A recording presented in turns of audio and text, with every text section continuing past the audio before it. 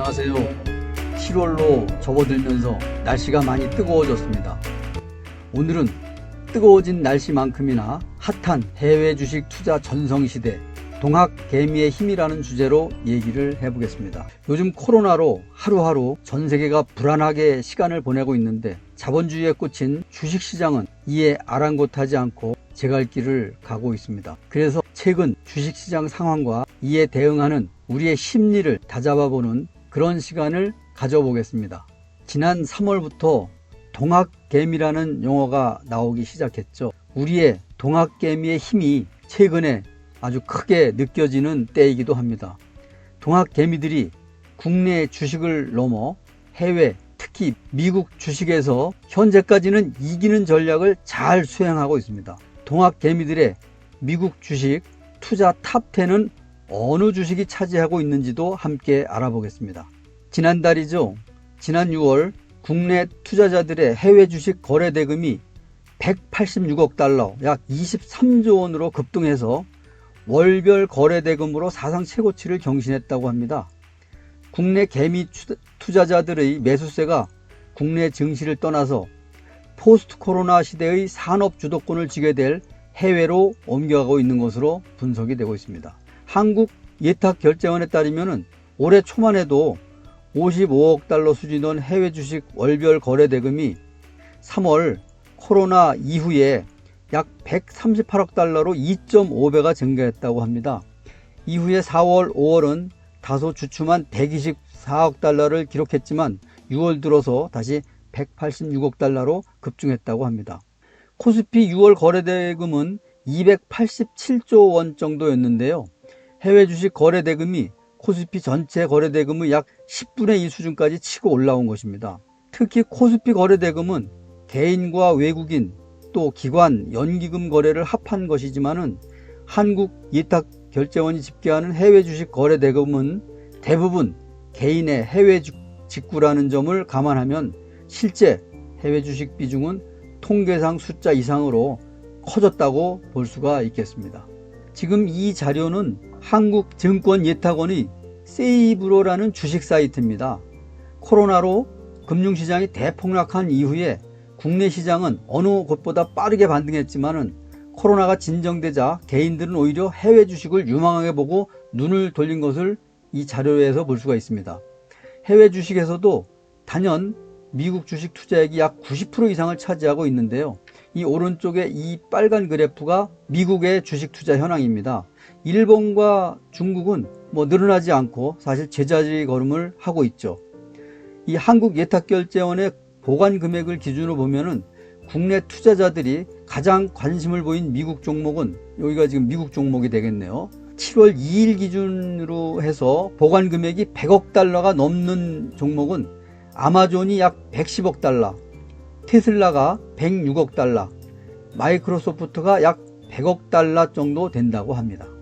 계속해서 예탁결제원의 세이브로 자료를 보겠습니다. 지금 여기는 해외 주식 투자 탑 50을 했는데 저는 그냥 10개만 뽑았습니다. 해외 주식 투자 탑 10으로 뽑았는데요. 현재 그 탑 10을 보게 되면 테슬라가 1위입니다. 또 이어서 아마존, 마이크로소프트, 애플, 알파벳 순위가 되겠고요. 이 하이브로라는 것도 있습니다. 이 하이브로가 지금 6위가 되겠는데 이게 지금 완구업체죠. 하이브로, 또 엔비디아, 보잉, 월트 디즈니, 또 10위가 나스닥 기술주 위주인 ETF인 그 QQQ가 차지를 했습니다. 자료에는 없는데 11위는 최근에 대기업에서 광고 보이콧을 선언한 페이스북이 차지를 했습니다. 국내 개인 투자자들의 공격적 해외 주식 투자는 거래대금 급증으로도 감지되지만 몇몇 주요 개별 종목 순매수를 보면은 더 도드라집니다. 코로나 팬데믹이 한풀 꺾이고 증권시장이 회복세에 접어든 이후에 같은 자동차란 산업군에 있는 현대차와 테슬라를 비교해 보면 확실하게 알 수가 있습니다. 지난 4월 1일부터 7월 2일까지 약 3개월 동안을 보게 되면 국내 동학개미들의 테슬라 주식 순매수는 3억 186만 달러로 1200원을 적응하면 약 3622억 원이 됩니다. 이것은 작년에 같은 기간 1114만 달러보다 약 27배 증가한 수치가 되겠습니다. 한국거래소 통계에 따르면 같은 기간 국내 개인 투자자들의 현대차 주식 순매수 금액은 3,899억 원으로 큰 차이가 나지 않습니다. 이외에도 국내 개인들은 미국 대표 기술주들을 공격적으로 사들였던 것이죠. 동학개미들이 사들인 마이크로소프트 주식은 약 4,025억 원어치나 되고, 알파벳, 이 구글이죠. 알파벳 주식도 2,628억 원어치나 순매수했다고 합니다. 마이크로소프트의 경우에는 작년 같은 기간 주식 순매수보다 6배가 증가했고, 알파벳은 10배 이상 늘어났다고 합니다.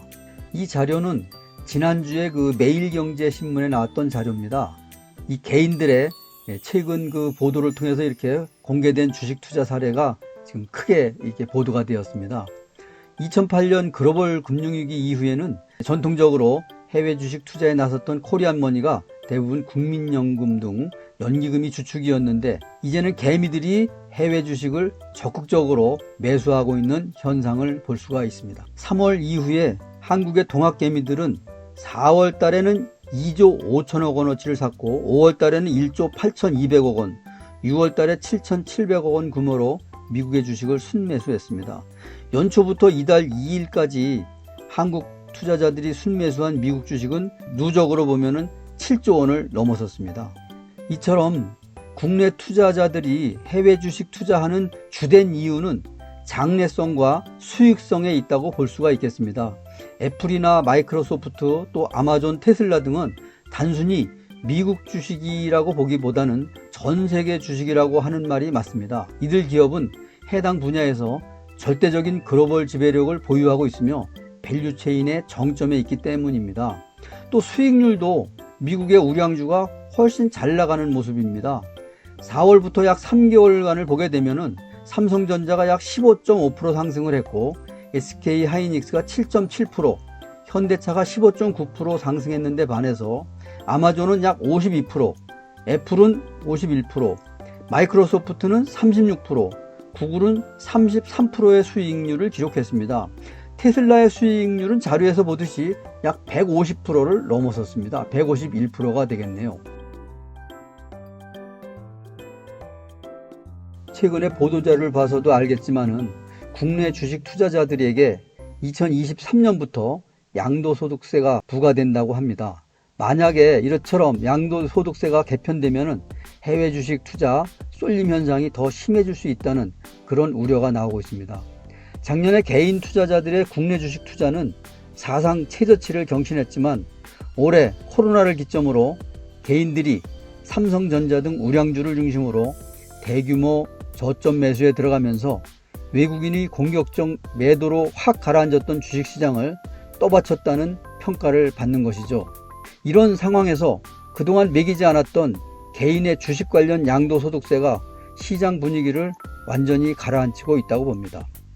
그나마 국내 주식 투자의 경우에는 연 2천만 원까지 비과세 혜택을 받을 수 있지만, 국내 주식형 펀드 등은 해외 주식과 합산해서 비과세 혜택이 연 250만 원에 불과합니다. 이렇게 된다면은 해외 주식을 직구로 거래하는 것이 낫다는 얘기가 나오는 것입니다. 2023년부터 그동안 비과세였던 국내 주식 양도 차익에 세금을 납부하게 되면서 해외 주식 쏠림 현상이 더 심해질 것이라는 그런 관측이 나오는 이유가 되겠습니다. 다만 최근 급격히 상승한 해외 주식의 경우에는 실물 경제와 엇갈린다는 주장과 연준이 계속 돈을 풀어서 기업들을 살릴 것이라는 주장이 상반되고 있는 만큼 한 번에 투자하기보다는 적립식으로 차근차근 투자하는 것이 유리해 보입니다. 주식시장은 계속 열릴 것이고 또 기회는 언제든지 올 수 있기 때문입니다. 그러면은 결론은 뭐냐, 이렇게 지금 본다면은 주식이 급격히 오른다고 해서 또 안절부절 못하고 달리는 저 차에 오르려고 서두르는 개미들이 많다는 것입니다. 그러다가 또 주식 가격이 떨어지게 된다면은 더 내려갈까봐 안절부절 못하는 우리 인간의 얕은 심리 상태가 멘붕을 오게 하기도 하죠. 그래서 오늘 결론은 하루하루의 오르내림에 일희일비하지 말고 천천히, 또 그리고 서두르지 말고 공부하면서 한 걸음 한 걸음 내딛기를 바란다는 말로 영상을 마무리하고자 합니다. 때는 늘 우리 앞을 스쳐 지나가고 있습니다. 어제도 그랬고 또 오늘도 그러고 있고 내일도 그럴 것입니다. 절대 서두르지 말고 한 걸음 한 걸음 내딛는 그런 마음으로 투자를 하시기 바랍니다. 기회는 언제든지 우리에게 다가올 것입니다. 오늘은 여기서 마치겠습니다. 감사합니다.